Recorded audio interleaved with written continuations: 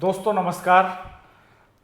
इस वक्त सियासी गर्मी बहुत तेज है वेस्टर्न यूपी में, क्योंकि यहाँ 4 सीटों पर उपचुनाव हो रहा है विधानसभा की। वैसे तो यूपी की 9 सीटों पर उपचुनाव हो रहा है, लेकिन मिल्कीपुर जो 10वीं सीट है जिस पे उपचुनाव होना है वो कुछ मसले में फंस गई है। चुनाव आयोग ने डिक्लेयर नहीं किया वहाँ पे इलेक्शन, तो 9 सीटों पर कार्यक्रम डिक्लेयर हो गया है और 4 सीटें वेस्टर्न यूपी की हैं, जिनमें बहुत हॉट सीट है मुजफ्फरनगर की मीरापुर। तो उस पर चर्चा करेंगे हम। हमारे साथ इस चर्चा में हिस्सा लेने के लिए आज फिर मौजूद हैं वरिष्ठ पत्रकार राजेश शर्मा जी। राजेश भाई साहब, आपका स्वागत है। धन्यवाद डॉक्टर साहब। Rajesh Sharma ji save India news के नाम से चैनल चलाते हैं, यूट्यूब चैनल, और लगभग 2 दशक से भी ज़्यादा समय से वेस्टर्न यूपी में सक्रिय हैं जर्नलिज्म में यहाँ की। तो बहुत वैल्यूएबल इनके पास इंफॉर्मेशन रहती है। तो राजेश भाई साहब, ये चल रहा था कि वही राजपाल सैनी का टिकट आरएलडी और बीजेपी के गठबंधन से मीरापुर से लगभग तय हो गया और किसी भी वक्त डिक्लेयर हो सकता है। अचानक होल्ड पर चला गया। कल ये माना जा रहा था कि कल शाम तक घोषित हो जाएगा और फिर घोषित नहीं हुआ। क्या वजह है? डॉक्टर साहब, ये मेरे पास जानकारी है, ऐसी है कि मैंने चर्चा सुनी है। मुझे लगता है कि इस समय जैसे ही ये चर्चा शुरू हुई कि राजपाल सैनी मीरापुर से आरएलडी के प्रत्याशी हो सकते हैं, और ये कॉन्सेप्ट जो था, जो पहले 2022 में सपा और सपा का था कि प्रत्याशी सपा के और सिंबल आरएलडी का, हमें लग रहा है कि इस बार भी लगभग ऐसे ही तय हो रहा है। इसके होने की एक वजह ये बताई गई है कि दोनों दलों का जो है मिश्रण होता है और वो बहुत शिद्दत के साथ में एक मंच पर खड़े होते हैं। तो जैसे राजपाल सैनी की चर्चा हुई तो बहुत सारे गुर्जर नेता और बहुत सारे आरएलडी के नेता, उन सब ने दिल्ली डेरा जमा लिया है। और कहीं ना कहीं ये माना जा रहा है कि भाई इस सीट पे चंदन चौहान, चूँकि अगर हम 2022 के विधानसभा चुनाव की बात करें तो लगभग 27,000 वोटों से जीते थे। उससे पहले जो कि इस परिवार के इनके फादर थे चंदन चौहान के, संजय सिंह, वो भी इस सीट पर रहे। हालांकि उसमें मोरना सीट थी। अब हालांकि संजय चौहान तो बिजनौर से एमपी चुने गए थे 2009 में। इनके बाबा हैं से विधायक। इनके बाबा जो है चौधरी नारायण सिंह जी, वो यूपी के पहले डिप्टी सीएम रहे। और तो पुराना परिवार है, जो राजनीतिक परिवार है पुराना। और ये सीट पहले मोरना होती थी, मीरापुर तो बाद में बनी 2009 में। तो 2009 से 8-9 के परिसीमन में बनी थी। तो उसके बाद से यहाँ जो इलेक्शंस हुए हैं विधानसभा के, वो हुए हैं 2012 का और 17 का और 22 का। 3 इलेक्शन हो चुके हैं यहाँ पे। तो 12 के चुनाव में तो मेरे ख्याल में यहाँ जीती थी बहुजन समाज पार्टी। हाँ, जमील अहमद काजमी साहब। जमील अहमद काजमी, हाँ, बसपा से थे वो। बसपा से।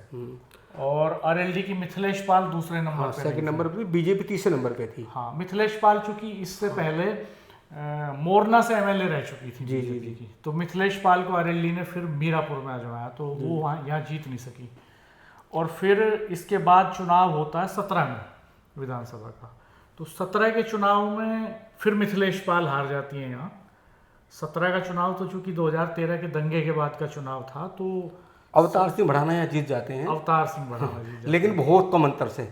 वो पूरे उत्तर प्रदेश की 403 विधानसभा में सबसे कम वोट के अंतर से वो जीते थे। 100 लगभग 192-193 वोट का अंतर था। 193 वोट से जीते थे। और उसमें भी मुझे लगता है कि सपा के लियाकत अली थे, वो सेकंड नंबर पर रहे, वो दूसरा नंबर। और मिथिलेश तो चौथे नंबर पे। बीएसपी के नवाजी थे तीसरे नंबर पे। हाँ, नवाजी आलम जो अमीर आलम साहब। जी।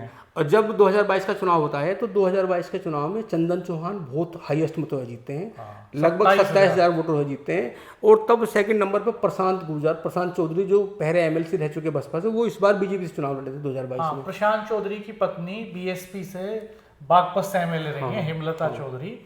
और फिर प्रशांत चौधरी, वो टेन्योर खत्म होने के बाद प्रशांत चौधरी फिर उसी वक्त बीएसपी की सरकार में एमएलसी रहे, मेरठ सीट से। जी।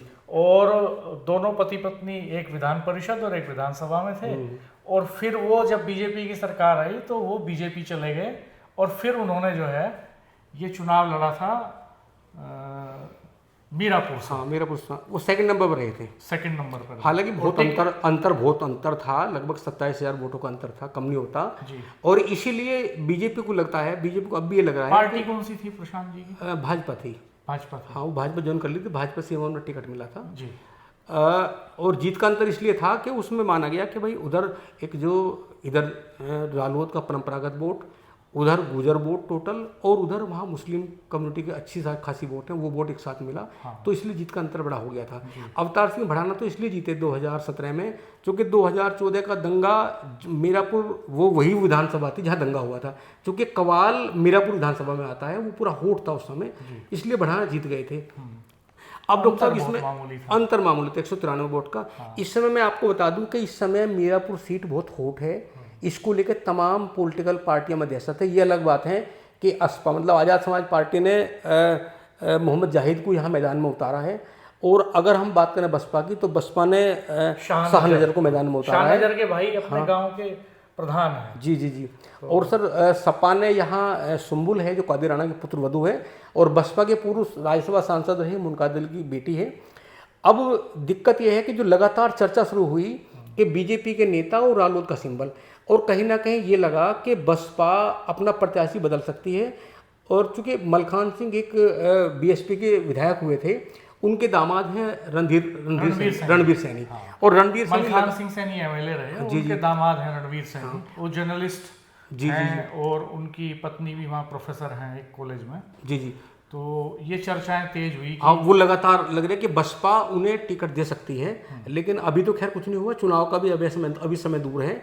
और हमें लग रहा है कि इस समय कि जैसे ही ये चर्चा शुरू हुई कि राजपाल सैनी रालोद के प्रत्याशी हो सकते हैं, एक बड़ा जो लोग बहुत दिनों से रालोद में काम कर रहे हैं, और जाट कम्युनिटी के हों, गुजर कम्युनिटी के हों, या मुस्लिम कम्युनिटी के हों, या और दूसरे हों, उन तमाम लोगों का इस समय ये हाल है कि पिछले 3 दिन से दिल्ली जैन चौधरी के घर पे भयंकर डेरा जमा हुआ है। सब लोग अपनी अपनी बात कर रहे हैं, और इस समय ये स्थिति है कि कुछ भी हो सकता है। हालांकि इनसिक्योर तो इस समय डॉक्टर साहब सपा भी है, बसपा भी है, आज़ाद समाज पार्टी भी है, भाजपा रालोद की तरह स्थिति अभी ये तय नहीं, अभी ये क्लियर नहीं कि जिनके टिकट क्लियर हुए हैं ये हो जाए। मैंने ये भी सुना है आखिर तक। बिल्कुल जैसे हमने देखा पिछला जो विधानसभा चुनाव हुआ था, तो उसमें काफ़ी बदलाव किए थे अखिलेश यादव ने, और ये जो लोकसभा चुनाव हुआ इसमें भी बहुत सारे टिकट उन्होंने आखिरी वक्त तक बदले हैं।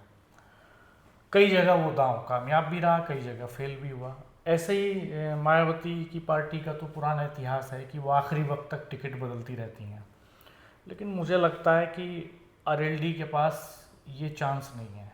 आरएलडी ऐसा चांस नहीं लेगी, और वो बिल्कुल आखिरी वक्त में नाम घोषित करेगी। बिल्कुल हो सकता है कि नामांकन की अंतिम तिथि को ही कैंडिडेट सिंबल लेकर के सुबह पहुंचे और नॉमिनेशन फाइल हो जाए, क्योंकि सबसे लंबी जो फेरिस्त है टिकट मांगने वालों की वो आरएलडी से है।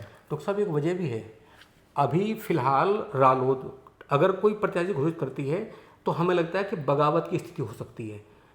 अगर अभी टिकट घोषित नहीं होता तो तमाम लोग शिद्दत के साथ में आप काम में लगे होंगे, और इस समय जितने प्रत्याशी, जितनी लंबी फेरिस्त रालोद के पास है, इतनी किसी के पास नहीं है। और इसलिए ये मुनासिब मुझे लगा समझा जैन चौधरी जी ने कि अभी फिलहाल होल्ड पर डाल दिया जाए। ऐसा अक्सर भाजपा करती है, जब बहुत सारे दावेदार होते हैं तो वो होल्ड पर डाल देती है, और जब नामांकन का समय आता है अंतिम दौर में तब वो नाम डिक्लेयर करती है। अच्छा, इस झगड़े में क्या ऐसा भी हो सकता है कि जैसे सैनी प्रत्याशी का, राजपाल सैनी का नाम बड़ी दमदारी से सामने आ रहा है, इक्वेशन भी है वहाँ, और इधर जो है बहुत दमदारी से लगे हुए हैं चंदन चौहान अपनी पत्नी के लिए, यशिका चौहान लोकसभा चुनाव में काफ़ी एक्टिव थी मीरापुर में, और पुराना राजनीतिक परिवार भी है, रसूखदार परिवार। तो इधर दमदारी से जो है गुजर प्रत्याशी लगे हुए हैं, कहीं मलूक नागर चाहते हैं कि उनकी पत्नी को मिल जाए या बेटे को मिल जाए। मलूक नागर की पत्नी भी जिला पंचायत की अध्यक्ष रही हैं। मलूक नागर बिजनौर सीट से ही, जिस बिजनौर लोकसभा क्षेत्र में, ये जिला जरूर मुजफ्फरनगर है मोरना सीट का, लोकसभा सीट मीरापुर सीट का, लेकिन लोकसभा तो बिजनौर ही है, और बिजनौर से मलूक नागर एमपी रह चुके, तो वो भी क्लेम कर रहे हैं जबरदस्त कि मेरी पत्नी भी दावेदार है साहब, वो जिला पंचायत के अध्यक्ष भी रही, मेरा बेटा भी दावेदार है, और प्रशांत चौधरी ये दावेदारी मैं चुनाव लड़ा हूं, सेकंड नंबर पर रहा। तो ये अगर कहीं ऐसा ना हो कि दोनों तरफ से इस जबरदस्त टकराहट में फायदा किसी पाल प्रत्याशी को हो जाए, हो सकता है। मिथिलेश पाल बहुत प्रभावी है, और डॉक्टर साहब मैं बता दूं कि मिथिलेश पाल लगातार उस संपर्क में भी है उसका, और चर्चा में नाम भी है। मिथिलेश पाल का भी नाम है, मिथिलेश पाल रामनिवास पाल एमएलए रही, और 2 इलेक्शन उन्होंने लूज किए, और वो तब भी आरएलडी के साथ बनी रही थी उस वक्त जब आरएलडी मुश्किल में था दंगे के बाद। रामनिवास पाल भी वहाँ, वो आरएलडी के पुराने कार्यकर्ता हैं, वो भी लगातार काम कर रहे हैं, है ना, उनका भी नाम है। और अगर आप लोकदल की बात करो तो अजीत राठी वहाँ लगातार लगे हुए हैं, अजीत राठी वहाँ लगे हुए हैं, प्रभात तोमर लगे हुए हैं। मुझे डॉक्टर साहब भी लगता है कि ये जो इतने लंबे, इस समय अगर मीरापुर की बात करें, पश्चिम यूपी में 4 सीटें हैं। खैर अलीगढ़ की सीट है, गाजियाबाद सीट है, आपकी कुंदरा की है और मीरापुर है। मुझे लगता है कि जितने प्रत्याशी इन तीनों विधानसभा में होंगे उससे ज़्यादा प्रत्याशी मीरापुर सीट पर दावेदार हैं। कल तक हम देख रहे थे लगभग 30 लोगों ने तो पर्चे ले लिए भरने के लिए वहाँ पे। निर्दलीय प्रत्याशी भी ठीक ठाक संख्या में रहने वाले हैं मुझे लगता है। तो 30 लोग कल तक ले चुके थे। नॉमिनेशन फॉर्म तो लिए जा रहे हैं, लोग फॉर्मेलिटी पूरी करा रहे हैं, लेकिन अभी तक आरएलडी की तरफ से कोई लेने के लिए नहीं गया। और ये जितने दावेदार हैं ये भी कोई नहीं गए अभी। तो उलटफेर तो संभव है। और अगर आरएलडी के प्रत्याशी में कुछ उलटफेर होता है तो हो सकता है बसपा उसके हिसाब से कुछ दांव पेश करे, कुछ बदलाव करे। हालांकि शुरू में एक रोचक बात ये भी हुई थी मीरापुर में कि लगभग 1.5-2 महीने पहले अमीर आलम जो कैराना से एमपी रहे और उनके बेटे भी विधायक रहे नवाजिश आलम बुढ़ाना से, उन्होंने अचानक से ये कहा कि साहब मेरे बेटे को नवाजिश को लड़ने के लिए कह दिया जयंत चौधरी जी ने। और ये बात उन्होंने मीडिया में शेयर भी कर ली। कहा तो उन्होंने ये कि कहीं से लीक हो गई है साहब, लेकिन बाद में उन्होंने मीडिया के साथ बातचीत में ये कहा कि साहब जयंत चौधरी जी ने नवाजिश को मुझे बुला के ये कहा कि मैं नवाजिश को चुनाव लड़ाना चाहता हूँ। हालांकि वो तो अब दौड़ में दिखाई नहीं दे रहे हैं कहीं। डॉक्टर साहब ऐसा है, मैं आपसे बता दूं, ये चर्चा इस समय पूरी आम है मुजफ्फरनगर में। अभी सुंबुल राणा का टिकट सपा ने मीरापुर विधानसभा से किया है, लेकिन मुजफ्फरनगर की राजनीति में हरिंदर मलिक चूँकि सांसद बने हैं, डॉक्टर संजीव बालियान को हराया है। और जब चुनाव की बात आई, जब उपचुनाव होना था, तो तब ये भी कहा गया सपा की ओर से कि हरिंदर मलिक मुजफ्फरनगर के बड़े नेता हैं और उनकी निगरानी में टिकट भी वितरण होंगे और चुनाव के प्रभारी वो होंगे, ऐसा कहा गया। हालांकि ऐसा कागजों में नहीं था, लेकिन अभी ये कहना मुश्किल है कि सुंबुल राणा चुनाव लड़े, ऐसा नहीं है। इलम सिंह गुर्जर वहाँ सपा के बहुत पुराने नेता हैं, वो मुजफ्फरनगर के सपा के जिलाध्यक्ष भी रहे हैं और लगातार पिछले लगभग 35 साल से वो सपा में हैं।